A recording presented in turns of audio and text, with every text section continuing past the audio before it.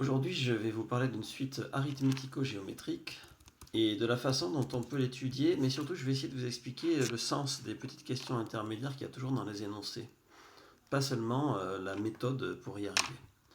Donc on a cette suite un plus 1 égale 3un moins 4, u0 égale 5.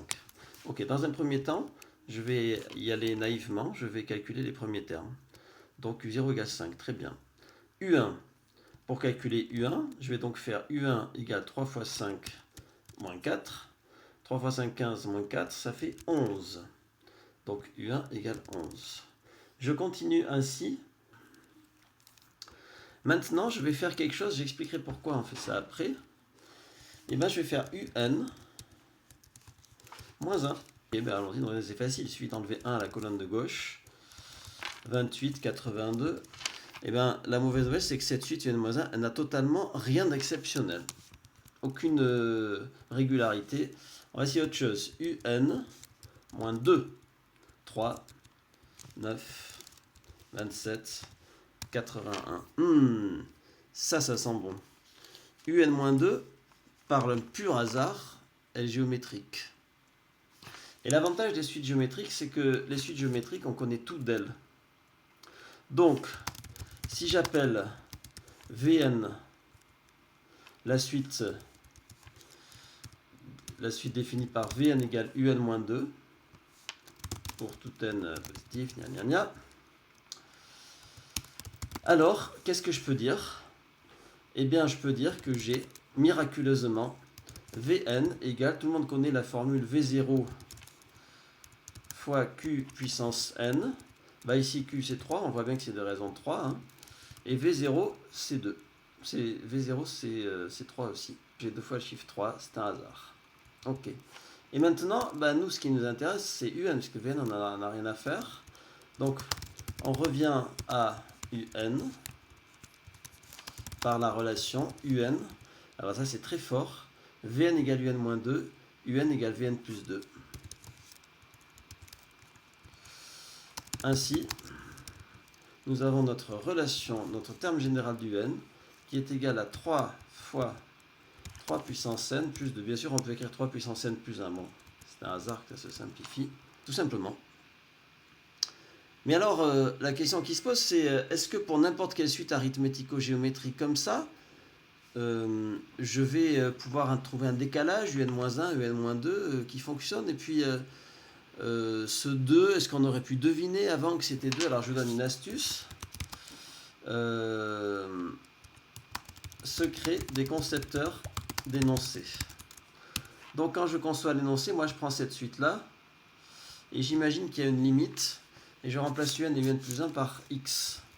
Donc je résous un égale 3x moins 4. Donc vous pouvez voir, hein, là où j'ai x, c'est là où j'avais un, et là où j'ai re-x, c'est là où j'avais un plus 1. Donc je résous ça. Je vous laisse faire pause pour résoudre tout seul. Hein. On trouve x égale 2. C'est ça le décalage, il vient de là. Maintenant qu'on sait ça, on va attaquer une suite un peu plus compliquée.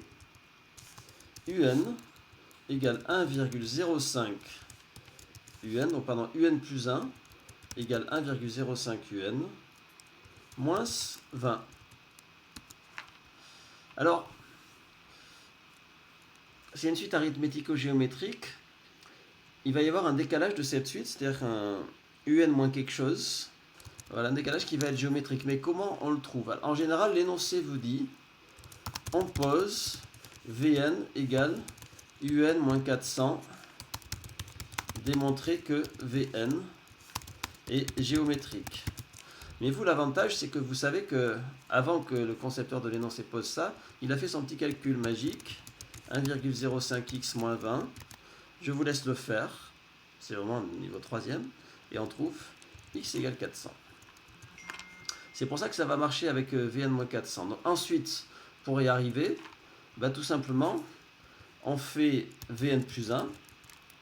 On ne fait pas Vn plus 1 sur Vn exceptionnellement, parce que c'est trop lourd.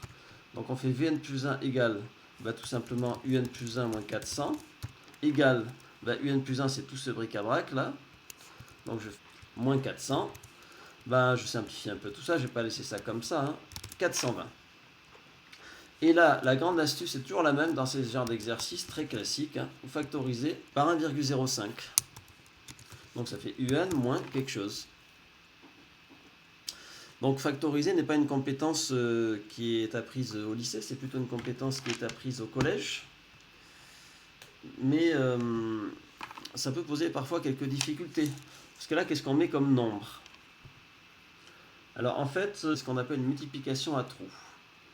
Donc on a 1,05 fois le point d'interrogation égale, si on distribue le 1,05 sur le point d'interrogation, ça doit faire 420. L'interrogation égale 400. Donc maintenant, je peux finir mon calcul. Égale 1,05 UN moins 400 égale 1,05 fois Vn. Et bien j'ai donc prouvé que Vn est géométrique, c'est-à-dire que si on avait voulu faire par tâtonnement, il aurait fallu faire 400 colonnes pour trouver ce qui est géométrique. Hein. Mais grâce à cette astuce et grâce au concepteur de l'énoncé, que je mets en italique, hein, parce que vous n'êtes pas censé le savoir, et je mets une autre parenthèse, eh bien on sait quel est le nombre qu'il faut enlever. Mais vous, même si vous n'avez pas le temps de faire le calcul dans un devoir, au moins vous saurez qu'il y a quelque chose derrière.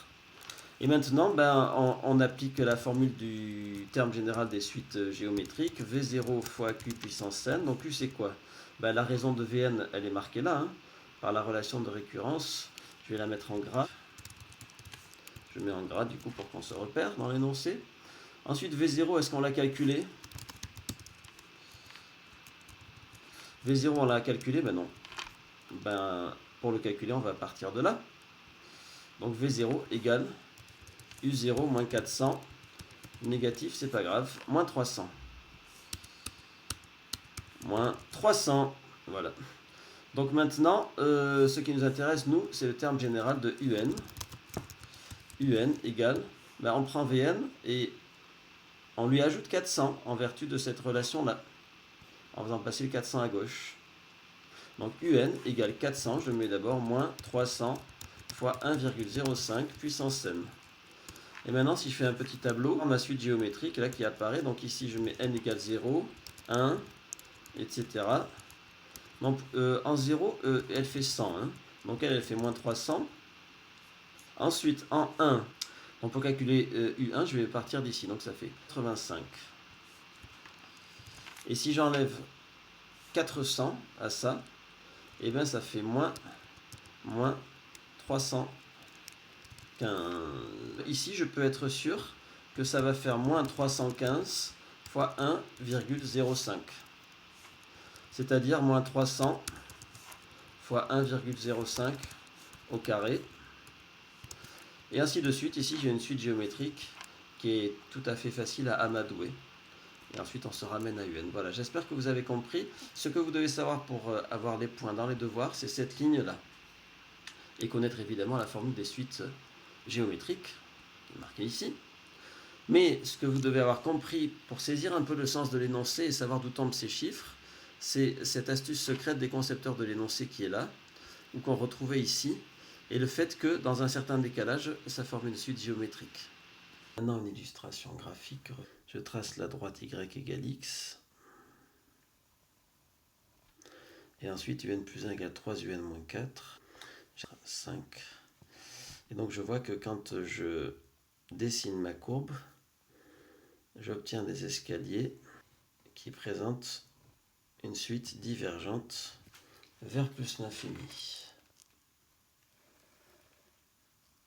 Je m'aperçois que si j'avais pris U0 égale 3, la suite aurait été tout aussi divergente. Et elle serait arrivée ensuite en 5.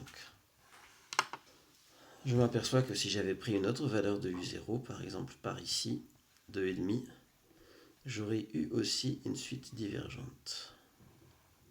Comme ceci. Si j'avais pris U0 à gauche, comme 1 par exemple, j'aurais une suite divergente, mais cette fois-ci vers moins l'infini. Et si j'avais pris U0 très près de ce point-là, j'aurais eu aussi une suite divergente, toc, toc, toc, vers moins l'infini.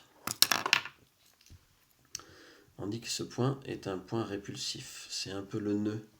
Quand on prend U0 égale 2. U0 égale 2. On a alors U1 égale 3 fois 2 moins 4 égale 2. C'est donc une suite stationnaire avec ce U0 là. Pour U0 plus grand, la suite diverge vers plus l'infini. Pour U0 plus petit, elle diverge vers moins l'infini. On voit bien que ce point est un point charnière. D'où vient ce point 2? Tout simplement de l'équation f de x égale y, où f de x est la fonction qui nous a servi à tracer la courbe, 3x moins 4, et y égale x. C'est donc l'équation qu'on a obtenue tout à l'heure, 3x moins 4 égale x. Résumé. Une suite définie par la relation de récurrence n'est pas géométrique, puisque certes on multiplie par A, mais on ajoute aussi B. Elle n'est pas arithmétique, puisque certes on ajoute B, mais après avoir multiplié par A. Elle est donc dite arithmético-géométrique. Pour l'exploiter, on affirme qu'il existe toujours un décalage qui rend la suite géométrique. La recherche de ce nombre t n'est pas un savoir-faire exigible, mais pour information, ce réel t est solution de l'équation x égale ax plus b. Ensuite, pour démontrer que Vn est géométrique, on écrit Vn plus 1 égale, en utilisant les deux égalités ci-dessus, puis on factorise par A. Enfin, on exprime le terme général de Vn, puis on en déduit celui de Un.